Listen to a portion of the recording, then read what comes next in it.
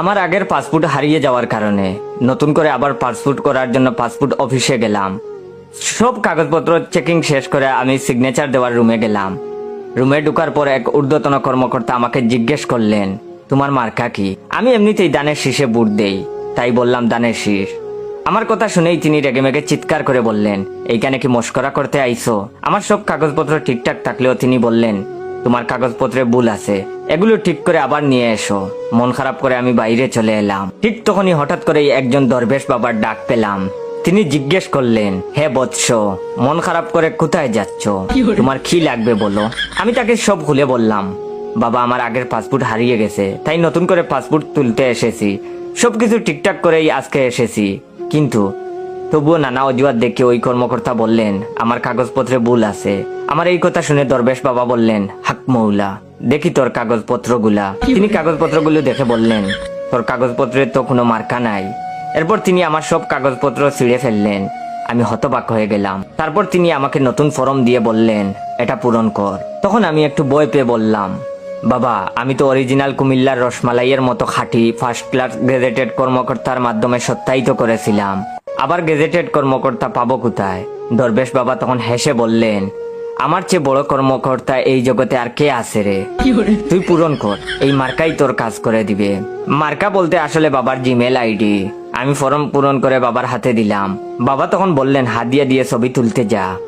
আমি বললাম, ছবি তোলার রুম থেকে আমাকে বারবার বের করে দিচ্ছে মার্কার কারণে, দয়া করে আপনি আমার সাথে আসুন। আমার অনেক অনুরোধের পর বাবা রাজি হলেন। তিনি যখন ছবি তোলার রুমে ঢুকলেন, তখনই সেই ঊর্ধ্বতন কর্মকর্তার গলার সুর পাল্টে গেল।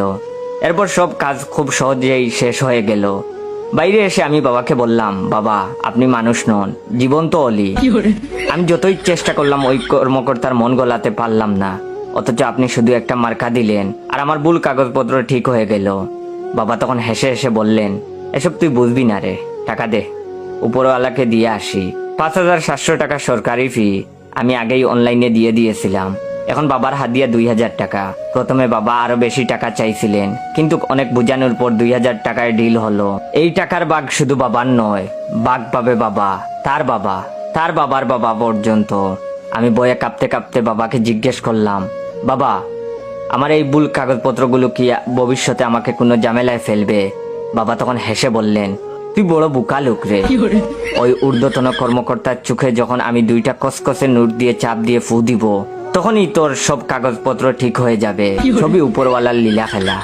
আমি তখন আবেগে আপ্লুত হয়ে বাবার চরণে লুটিয়ে পড়ে বললাম, বাবা আপনি সেরা, আপনার পদধূলি দান করুন। আসসালামু আলাইকুম এভরিওয়ান, কেমন আছো তোমরা? আলহামদুলিল্লাহ, আল্লাহর রহমতে নিশ্চয়ই ভালো আছো।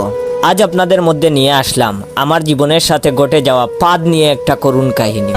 পাদ বড়ই মারাত্মক। তুমি বোন যতই কিউট হও না কেন, পাদে কিন্তু গন্ধ থাকবেই। যতই দামি পারফিউম গায়ে ইউজ করো না কেন, পাদ আসলে সবার সামনে মারতে পারবেন না। তো একদিন টিকটক থেকে পরিচয় সুন্দরী নুসরাতের সাথে দেখা করতে যাই। চোখের চশমা, গায়ে দামি পারফিউম মেরে নায়ক নায়ক ভাব নিয়ে গেলাম মেয়েটার সামনে।